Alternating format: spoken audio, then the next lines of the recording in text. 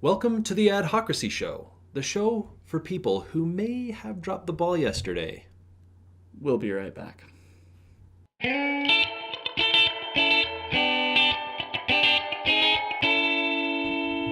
Welcome back. I'm David Landeen. And I'm JD Melville. Now, as we all know, yesterday was Valentine's Day, which means today is the day where people everywhere are sort of paying the consequences for some bad gifts. Did you buy your significant other a bathroom scale? Ooh. Or maybe you got them clothes in the wrong size. Ouch. Or maybe you thought, ooh, I bet they like a gag gift. Come on. Ooh. Now that's probably not the right way to go at it. And maybe you're the kind of person who just forgot altogether. Well, don't worry. You're not the first person to make mistakes. And not the last either. Today we're talking about PR, public relations, those glorious people who fix the mistakes of companies and keep them on track.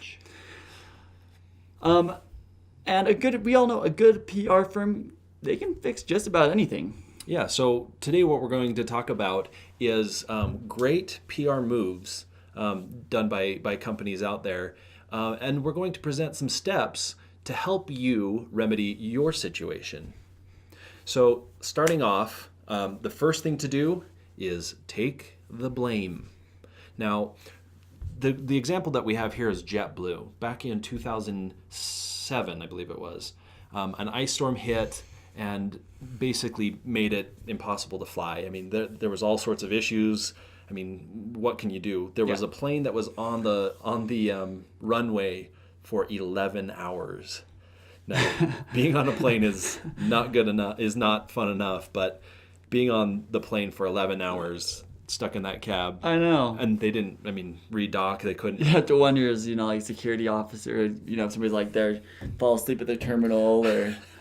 took a nice nap. Well, the nice thing is, the great thing about this is that the JetBlue CEO, David Needleman, he took the blame for everything. He didn't blame the weather. He didn't once blame anything else. He took the blame as the head of the company.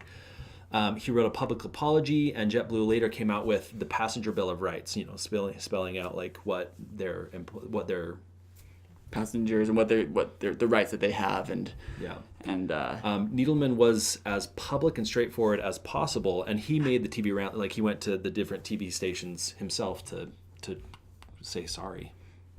So take the blame. All right, don't try and say, well, you didn't tell me what you wanted. Don't try and say, oh, well, I didn't have time. No, it was your fault. It was your fault. You did it. Take the blame. Absolutely. Step 2, keep an open communication throughout the process. Okay? 1993, Pepsi. Somebody allegedly found a syringe in a can of Diet Pepsi. Now, this could have been huge, except for the way that Pepsi handled it. Now, they were pretty sure, and the FDA was pretty sure that it was a hoax, that, really hard to sneak one of those into a can without anybody knowing. People are pretty sure that, at that time it was a hoax. And Pepsi they came out strongly saying, we do not believe this is either true. However, they worked very closely with the authorities, and they released videos showing how they make everything, showing kind of those, how it's made, but this is a long time ago, but they showed this is the process we go through, and they released a series of 4 videos. The most impactful one was showing the person putting the syringe into the can behind the store clerk's back, showing this really was a hoax. And at that point, everything kind of fizzled out. Yeah, absolutely. They proved it was. They were very transparent in what they did, and even though they, it may have been a hoax, their proactive way of going about it really made them look good in this light. Well, if you think about it, if they hadn't been releasing those 4 videos before they found out it was a hoax, a company suddenly coming out with this magical video showing that, oh, this is all just a hoax, it could have been questionable. Absolutely. But because they kept that open communication, people trusted them, and it really, they did a great job fixing that situation. Yeah. So the next step that you really want to take in this, and this is sort of a questionable step, but humor may help. And I'm going to throw out a giant may help. You're going to want to assess the situation in this case. For example, in 2011, the Red Cross, there was a tweet that came across their page that seemed to come from them, but it was an employee who accidentally was thinking he was posting on his personal account and posted it publicly on Red Cross. Oops. Yeah, not good. This one said, his quote said, Ryan found 2 more 4-bottle packs of Dogfish Head's Midas Touch beer. When we drink, we do it right. Hashtag getting slizzard. It actually stayed up for about an hour before anyone actually noticed. Well, before Red Cross noticed. Well, before Red. I think a lot of people noticed. Yeah, a lot of people noticed before Red Cross. What's going on to the Red Cross today, man? Getting slizzard, as it were. So they actually deleted the tweet, and they came out with another tweet saying, "We've deleted the rogue tweet, but rest assured the Red Cross is sober, and we've confiscated the keys." Good move on Red Cross's part. The Dogfish Head embraced the hashtag getting slizzard, and actually encouraged its followers to donate to the Red Cross. So that worked out really well for them. Now, the reason we say humor may help is because in all situations, this is not the right move. For instance, maybe in your case, you bought the worst possible gift in the history of bad gifts, and your significant other is very mad at you. That would not be the appropriate time to make jokes. That would not be the appropriate time to say hashtag getting slizzard. Yeah, apologize. You take those first 2 steps, take the blame, keep an open communication, and no, jokes. Be careful on the jokes. Yeah. The last step that we have is to make sure that it never happens again. Fix things and don't let it happen in the future. This kind of is a serious case, but it's very really an interesting one. In 1982, that's when I was born. That's before I was born. Tylenol had a huge mess where 7 people died because they took extra strength Tylenol that had been laced with cyanide. And yikes. I know, I could only imagine what was happening when you get that news. But if this ever happens, you do exactly what Tylenol did, which is you immediately pull everything. You pull 31 million bottles of Tylenol off the shelves. You stop all production, you stop all advertising, you stop everything and help with the investigation. You make that your number 1 priority. And then when they later reintroduced Tylenol, which was amazing that they were able to come back from this. Oh, yeah. They introduced it with tamper-resistant packaging, showing, whatever had happened, we have fixed the problem, and they regained the trust of the public.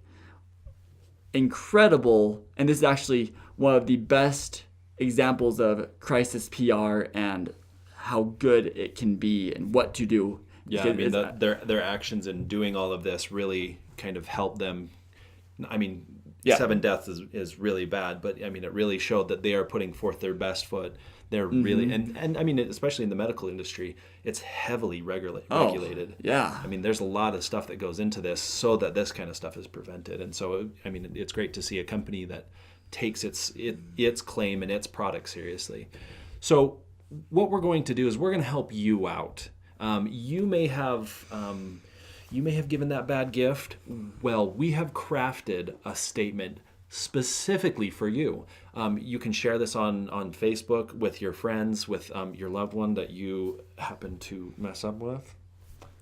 You can share this with somebody who may need this more than you. Oh yeah.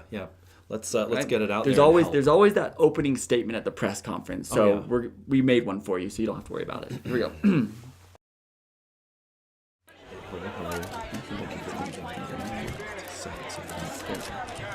All right. Well, hello. Welcome to today. There was an allegation thrown out, and we would like to address that. Recent reports have surfaced about a certain gift that was given on the 14th of February. We would now like to address those reports. These reports are true.